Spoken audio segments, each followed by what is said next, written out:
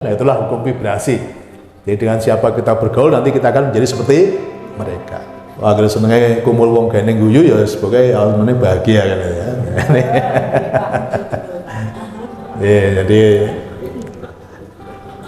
ya itu namanya hukum vibrasi.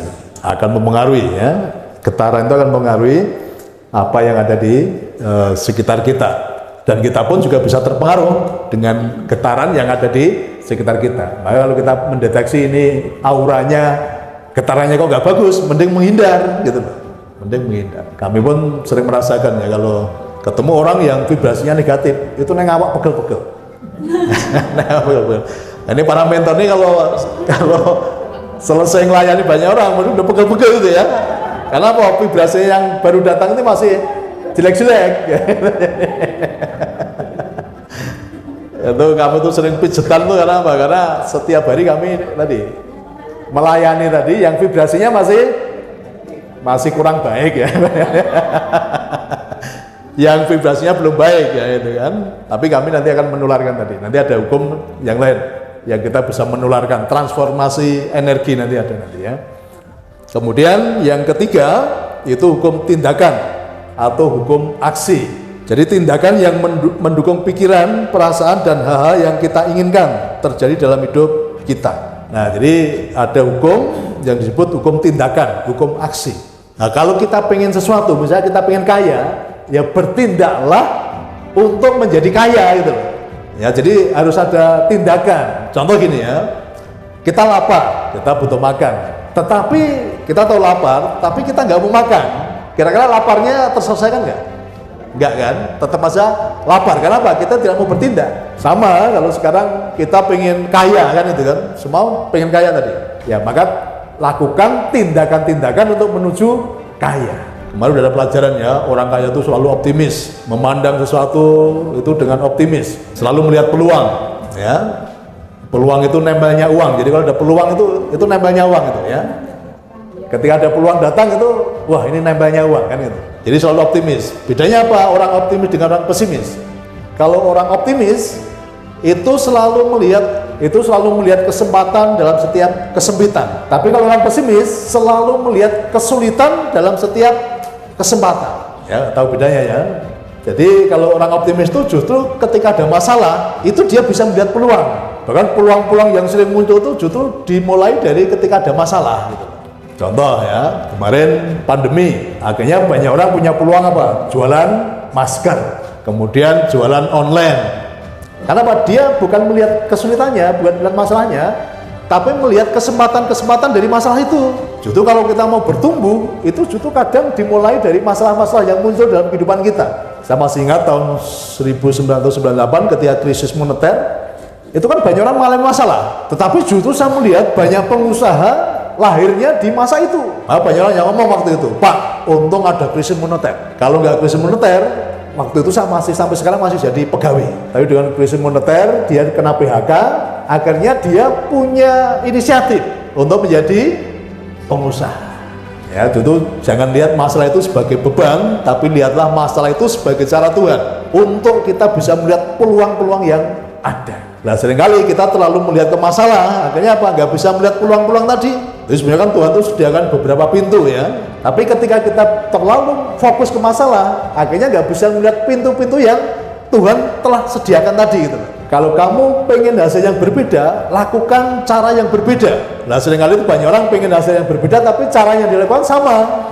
Kalau pengen sesuatu yang berbeda, lakukan cara yang berbeda. Nah, seringkali banyak orang pengen hasil yang berbeda, tapi hal yang dilakukan sama terus, berulang-ulang itu terus. Tapi pengen sesuatu yang berbeda gitu. Ya paham ya, jadi aksi ya, hukum aksi, action. Semesta sudah menyediakan, tapi kalau kita nggak aksi, nggak bergerak, ya nggak akan dapat gitu loh ya. Jadi aksi itu penting.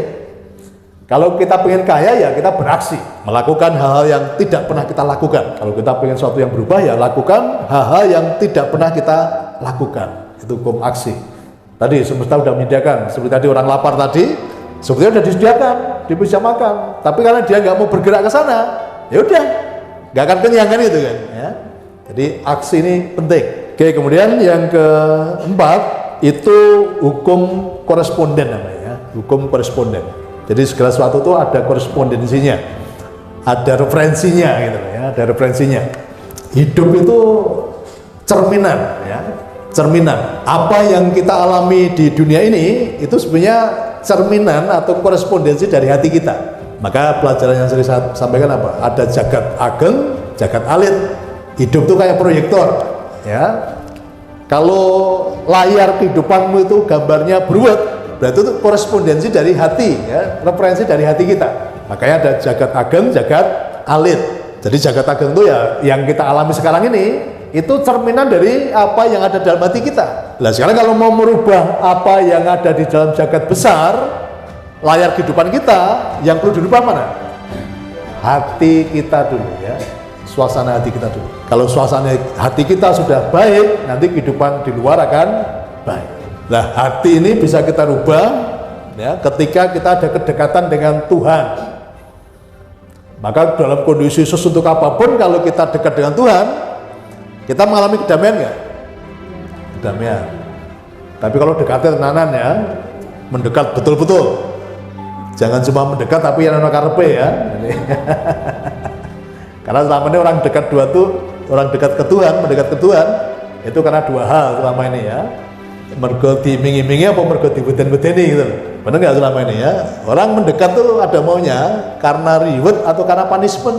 Itu nggak buat hatimu tenang. Nah, biasanya orang mendekat Tuhan ketika dalam kondisi sedang bermasalah. Yang terjadi apa? Menjerit. Ya walaupun udah berdoa tapi doanya jeritan, rintian, tangisan. Padahal tadi ini cerminan ini. Walaupun kamu datang pada Tuhan tapi isinya jeritan. Nanti yang muncul di kehidupan lari kehidupan apa? Sama, jeritan. Semakin terpuruk. Maka saya sering katakan, kenapa orang-orang yang bermasalah yang datang kepada kami, mereka sudah berdoa bertahun-tahun, tapi kenapa nggak ada jawaban? Karena ketika berdoa tadi, menjerit, merintih, pedih rasanya. Nah yang muncul di layar kehidupan ya sama, karena Tuhan tidak melihat lambemu kan gitu, Tuhan melihat hatimu. Jadi datang pada Tuhan tapi dengan jeritan rintian, yaudah, nggak akan berubah hidupnya. Maka saat-saat yang paling bagus tuh kalau mendekat Tuhan ketika hatimu bahagia. Ya, justru ketika hatimu bahagia itu mendekat Tuhan. Apa sing mbok karep iki terwujud gitu. Karena apa? Itu pancaran dari hatimu. Tapi seringkali orang terbalik, mendekat Tuhan ketika sedang merintih. Justru itu yang akan terjadi. Maka banyak orang yang sering kami temui, Pak, saya sudah berdoa bertahun-tahun, tapi hidupnya semakin terpuruk. Kenapa tadi? Karena yang muncul dalam hatinya jeritan dan rintian tadi, kepedihan tadi gitu. Ya, diingat-ingat ya, Tuhan tidak melihat lambemu, tapi Tuhan melihat hatimu.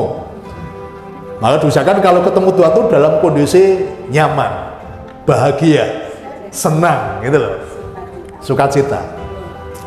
Ya, bayangno kok ya ketemu kekasihmu ya, ketemu pacarnya dia rasanya apa? Berbunga-bunga gitu kan. Berbunga-bunga, nyaman, bahagia kan itu. Sama katanya kita pengen menjadi kekasih Tuhan ya. Menjadi kekasihnya. Ya udah, posisikan kalau mau ketemu Tuhan tuh seperti mau ketemu kekasih gitu. Bahagia, berbunga-bunga kan itu. Tapi kalau ketemu Tuhan, macalah sebagai kekasihnya. Bahagia, nyaman, senyum. Ketemu kasihan tuh kan senyum ya. Nangis bahagia. Kekasih nggak perlu menerima, maka dapatnya hadiah. Hadiah itu sesuatu yang dia tidak diminta, tapi disediakan itu hadiah. Ya. Contoh ya, Bu Niko itu kan kekasih saya.